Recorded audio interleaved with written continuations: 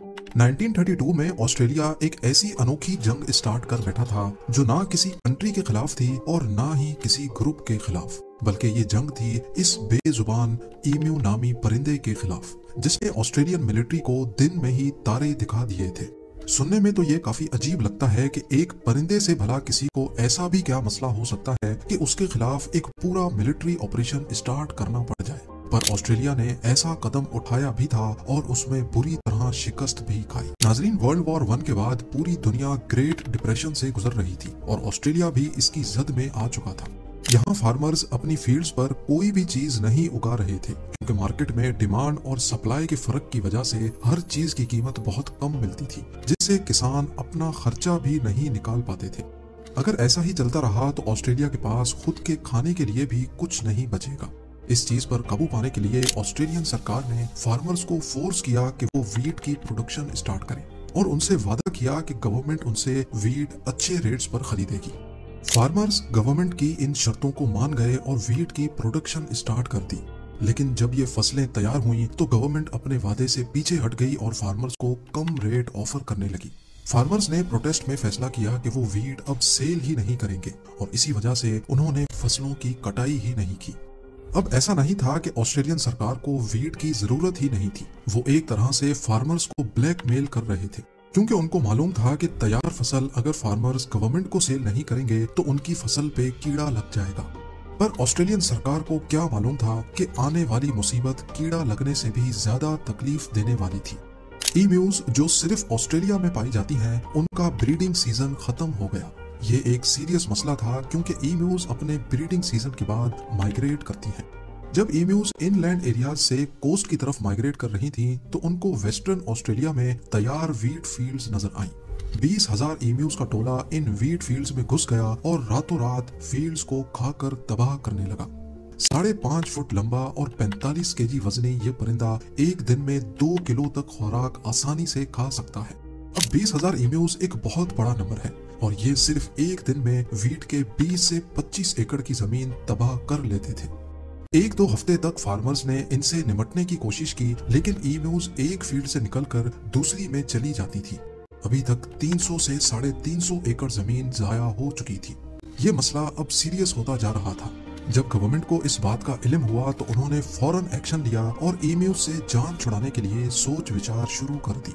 उनकी नजर में इस मसले का सिर्फ एक ही रैपिड सॉल्यूशन था, मिलिट्री ऑपरेशन। जी हाँ, ऑस्ट्रेलियन सरकार ने मिलिट्री को कहा कि वो ईम्यूज के खिलाफ एक ऑपरेशन लॉन्च करें। ये एक बहुत ही अजीब ऑपरेशन था जिसको मीडिया ने द ग्रेट ईम्यू वॉर का नाम दिया। ऑस्ट्रेलियन मिलिट्री जो हाल ही में वर्ल्ड वॉर 1 से फारिग हुई थी, उनको लगा कि जब उन्होंने अपने हकीकी दुश्मनों को शिकस्त दे दी तो ये ईम्यूज किस खेत की मूली है। उन्होंने चंद सोल्जर्स को मशीन गन्स और चंद हजार राउंड्स के साथ वेस्टर्न ऑस्ट्रेलिया भेज दिया। ये काम उनको अपने बाएं हाथ का खेल लग रहा था, लेकिन जब तक ऑपरेशन स्टार्ट होता वेस्टर्न ऑस्ट्रेलिया में बारिशें शुरू हो गईं। तेज बारिशों की वजह से ईम्यूज के टोले बहुत बड़े एरिया पर फैल गए जिनको अब टारगेट करना मुश्किल हो गया था। इस मसले को देखते हुए ईम्यूज पर हमले को 1 महीने तक पोस्टपोन कर दिया गया। 2 नवंबर 1932 वाले दिन सोल्जर्स को रिपोर्ट मिली कि कैंपियंस नामी एक गांव में चंद ईम्यूज देखी गई हैं। जब तक सोल्जर्स वहां तक पहुंचते, लोकल्स ने ईम्यूज को इकट्ठा करने के लिए उन पर पथराव किया तो वो एक जगह जमा होने के बजाय उल्टा बिखर गई। आपको यहाँ बताते चले कि ईम्यूज की टांगें बहुत स्ट्रॉन्ग होती हैं और वो हैरतअंगेज तौर पे 70 किलोमीटर पर आवर की स्पीड से भाग सकती हैं। सोल्जर्स ने बहरहाल इसी कंडीशन में ईम्यूज पे फायर खोल दिया। इस हमले में कुल मिलाकर सिर्फ 5 से 7 ईम्यूज ही मारी गई और बाकी सब खेतों में ऐसे गायब हो गईं जैसे दिन के वक्त आसमान के तारे। पहला हमला बुरी तरह से नाकाम हुआ था। 20,000 में से सिर्फ 5-7 ईम्यूज की मौत इस मिलिट्री ऑपरेशन की पहली नाकामी थी। 2-4 दिन बाद सोल्जर्स ने फैसला किया कि वो अब खेतों में घात लगाकर बैठेंगे, ईम्यूज के करीब आने का इंतजार करेंगे और फिर फायर खोलेंगे। इस बार 1000 के करीब ईम्यूज खेतों में दाखिल हुई। जब वो छुपे हुए सोल्जर्स के करीब आ गई तो फायर खोल दिया गया, लेकिन इस बार किस्मत ने उनका साथ छोड़ दिया। अभी 2 दर्जन ईम्यूज ही मरी थी कि मशीन गन जैम हो गई। इससे पहले कि मशीन गन को ठीक किया जाता, सारी ईम्यूज दोबारा से खेतों में गायब हो गई। मिलिट्री ऑपरेशन का दूसरा हमला और इसमें भी शर्मनाक नाकामी। अब तीसरे हमले के लिए सोल्जर्स ने कैंपियन से साउथ में जाने का फैसला किया, जहां ज्यादा तादाद में एम्यूज मौजूद थी। अगर सोल्जर्स को कोई सक्सेस मिलनी थी तो वो यहीं पर मिल सकती थी, लेकिन इस बार उन्होंने एम्यूज में एक बहुत दिलचस्प चीज नोटिस की। उन्होंने देखा कि एम्यूज अलग अलग ग्रुप्स में डिवाइडेड हैं और हर ग्रुप का एक लीडर है जो एक तरह से उनकी रखवाली कर रहा है। बाकी सारी एम्यूज वीट फील्ड्स को खाने में मसरूफ रहती, लेकिन वो लीडर अपनी नजरें आने वाले खतरे पर जमाए रखते। जैसे ही सोल्जर्स के आने की भनक पड़ती, वो लीडर उन सारी एम्यूज के ग्रुप्स को वहां से भगा देते थे। अब सोल्जर्स उनका पीछा करते करते थक चुके थे। उनको एम्यूज के खिलाफ ये जंग भारी पड़ रही थी। जैसा कि जंगों में होता है, जब दुश्मन एक तरीके से काबू ना आ रहा हो तो स्ट्रेटेजी चेंज करनी पड़ती है, और ऑस्ट्रेलियन मिलिट्री ने भी एम्यूज को सबक सिखाने के लिए अपनी स्ट्रेटेजी चेंज करने का फैसला किया। अब उन्होंने प्लान बनाया कि वो मशीन गन को एक गाड़ी के पीछे इंस्टॉल करेंगे, एम्यूज के झुंड में तेजी से घुसेंगे और फिर चलती हुई गाड़ी से ही भागती हुई एम्यूज पर फायर करेंगे। पर जैसा वो सोच रहे थे वैसा शायद असली जंग में तो होता हो, लेकिन यहाँ दुश्मन बेशक ना उड़ने वाला ही सही पर बहुत चालाक परिंदा था। क्योंकि गाड़ी को रफ फील्ड्स पे यानी ऑफ रोड चलना था, तो जाहिर है मशीन गन ऑपरेटर को भागती हुई एम्यूज का निशाना लेना भी काफी मुश्किल हो रहा था। कई राउंड्स फायर करने के बाद एक आध गोली सही निशाने पर लगती थी।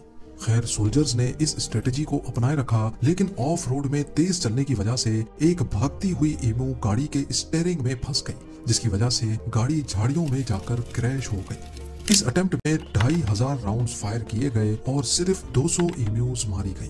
चौथा हमला और न्यू स्ट्रेटेजी भी फेल हो चुकी थी। ऑपरेशन को थोड़े वक्त के लिए रोक दिया गया। कुछ हफ्ते बाद ऑपरेशन को दोबारा शुरू किया गया और इस बार हमला थोड़ा बहुत सक्सेसफुल था। कुल मिलाकर सोल्जर्स 1000 के करीब एम्यूज को मारने में कामयाब हुए, लेकिन टोटल 10,000 राउंड्स फायर करने के बाद। इसका मतलब है कि एक एम्यू को मारने के लिए 10 गोलियां फायर की गई।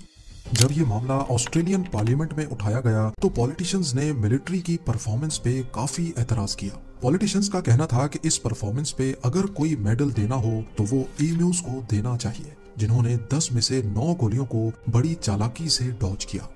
इतना खर्चा करने के बाद भी 20,000 में से सिर्फ 1,000 एम्यूज ही मारी गई थी। उस दौर में इस ऑपरेशन पे करीब $10,000 खर्च हुए थे, जो आज $1 लाख से भी ज्यादा बनते हैं। ये ऑस्ट्रेलियन मिलिट्री के लिए बहुत शर्मनाक शिकस्त थी। मिलिट्री ऑपरेशन को बंद कर दिया गया, यानी एम्यूज ये जंग जीत चुकी थी। वक्त गुजरता गया, एम्यूज की पॉपुलेशन बढ़ती गई और हर साल फार्मर्स भारी नुकसान उठा रहे थे। ऑस्ट्रेलियन गवर्नमेंट इस बार एक नई स्ट्रेटेजी के साथ मैदान में उतरी। उन्होंने हजारों हथियार फार्मर्स में बांट दिए और बाउंटी सिस्टम इंट्रोड्यूस करवा दिया, यानी जो फार्मर जितनी ज्यादा एम्यूज को मारेगा उसको उस हिसाब से बाउंटी यानी पैसे दिए जाएंगे। ये तरीका फिर भी काम कर गया और 2 सालों के बाद 1934 में 6 महीनों के दौरान 57,000 बाउंटीज क्लेम की गई। ये खबर जब इंटरनेशनल मीडिया पर चली तो एनिमल राइट ऑर्गेनाइजेशंस ने काफी शोर शराबा किया। लोग ऑस्ट्रेलियन गवर्नमेंट को बुरा भला कहने लगे। ऑस्ट्रेलियन सरकार करती तो क्या करती, उनको ये बाउंटी सिस्टम भी बंद करना पड़ गया।